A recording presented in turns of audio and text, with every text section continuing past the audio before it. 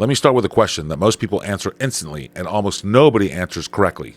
Do you think you choose what you believe or have the power to choose what you believe? Most people don't hesitate to answer. Of course I do. I decide my own beliefs. I've been asking that question for decades, and almost every time, people get it wrong. Because here's an uncomfortable truth that many people don't realize. You don't choose your beliefs. At best, you update them.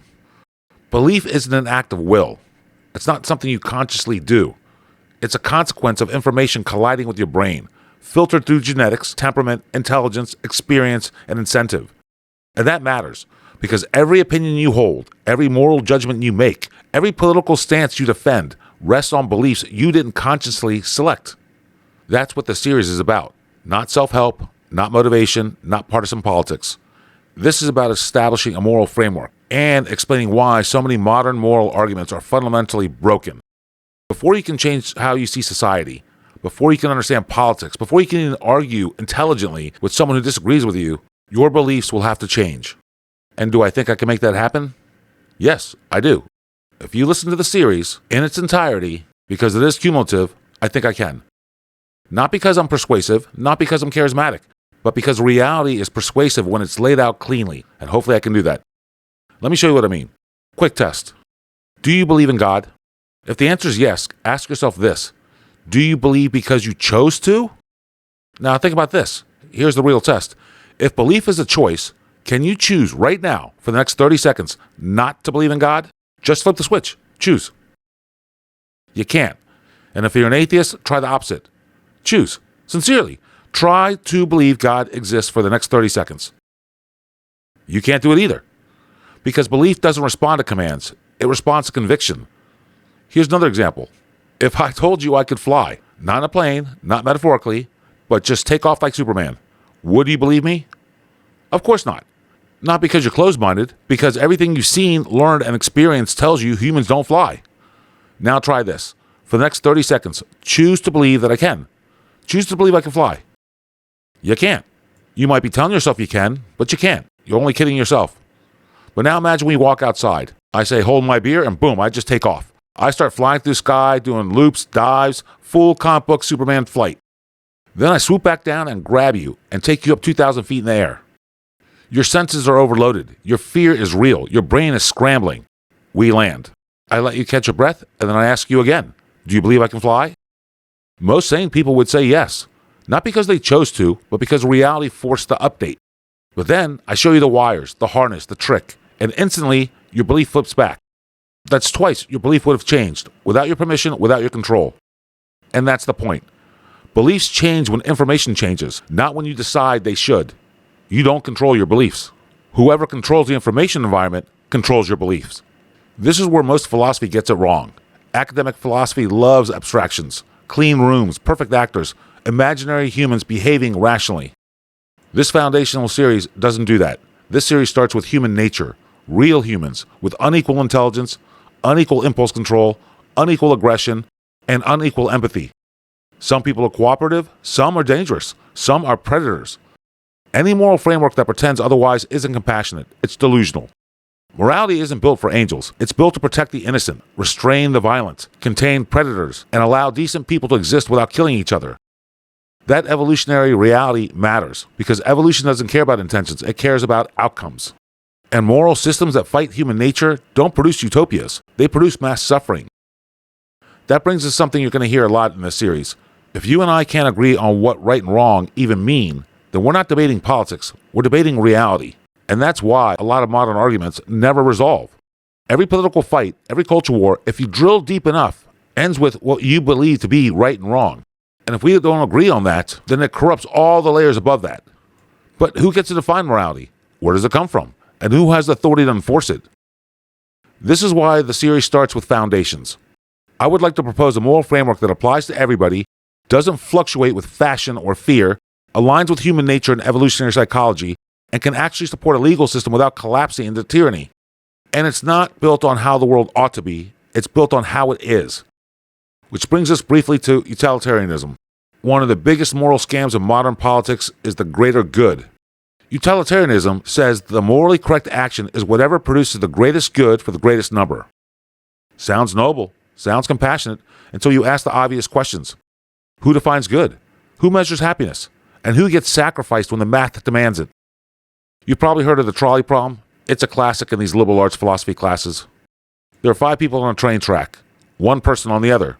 There's a trolley barreling down the track, and it's going to kill these 5 people unless you pull a lever that switches the track so that the trolley shifts and kills the other 1 person. In other words, pull the lever, kill 1, save 5. Utilitarianism says, pull the lever.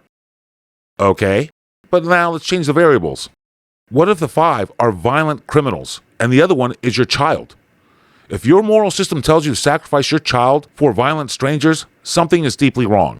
From an evolutionary standpoint, that trait shouldn't have survived. It's a miracle you were even born.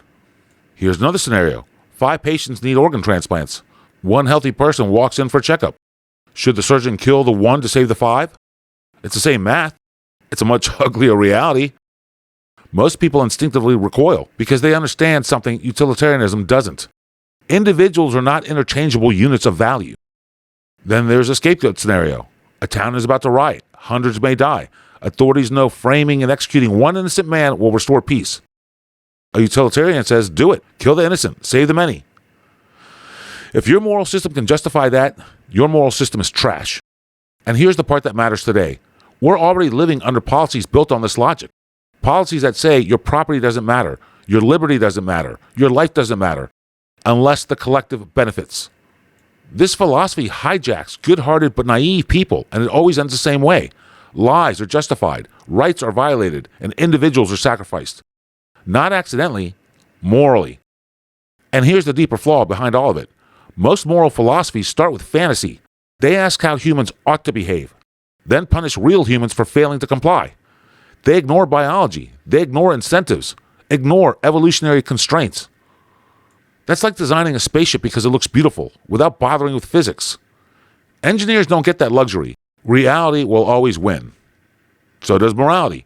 This is where the series is different. This isn't a tour of moral theories. It isn't academic virtue signaling. And it isn't ideology shopping. This is a systems thinking approach applied to morality. And let me be clear about something, because this matters. This isn't a philosophy class. Not because philosophy is useless, but because academic philosophy has a different job than the one we need done right now. Philosophy departments are built to explore ideas, not to stress test them against reality. And they don't require their theories to survive contact with violent people, bad incentives, limited information, power-seeking institutions, or even evolutionary constraints. In academia, most moral systems you learn about only works if everyone is rational, informed, cooperative, and well-intentioned. You'll learn all about these moral systems based on fantasy and still get an A. But in the real world, that system gets people hurt. This series uses a different standard. If a moral framework collapses when people lie, people cheat, people exploit loopholes, people have unequal intelligence, or some people are simply dangerous, then it's not a moral theory. It's a fantasy. Academic philosophers often ask, what would be morally ideal if humans behave better? But this foundational series asks, what moral rules still work given the humans we actually have? That's a critical difference. Another problem with academic ethics is fragmentation. You study deontology over here, utilitarianism over there, virtue ethics somewhere else. But nobody asks, how do these interact? What assumptions contradict biology? Which incentives do they create when enforced by law? Nobody asks these questions, but I do. Because morality doesn't live in a textbook. It lives in systems, legal systems, economic systems, social systems. And systems don't care about intentions. They care about incentives and outcomes. This is why the series pulls from evolutionary psychology, behavioral economics, systems engineering, game theory, and real historical outcomes. And that's also why this won't feel like a lecture. There are no prerequisites, no jargon barriers, no appeal to authority. If something I say is wrong, challenge it. If the data is off, check it. If my logic fails, call it out. That's how ideas earn legitimacy outside the classroom. You will not leave this series with slogans. You will leave with a framework that changes how you see politics, law, social movements, media narratives, and moral language used to manipulate you every day. And once you see it, you won't be able to unsee it. One last thing before we begin. Don't skip ahead, mentally or otherwise. These arguments build on each other, like math. I'm going to lay out axioms, foundational moral claims. If you agree, we move forward. If you don't, challenge them. Verify the data, attack the logic. That's the deal. I'm not sponsored. I'm not selling anything. I'm not running for office. If this resonates, hit like and subscribe. If it doesn't, unsubscribe later. But if I'm right, this framework might actually be the difference between a society that coexists peacefully and one that keeps tearing itself apart while insisting it's being compassionate. So with that, let's get started.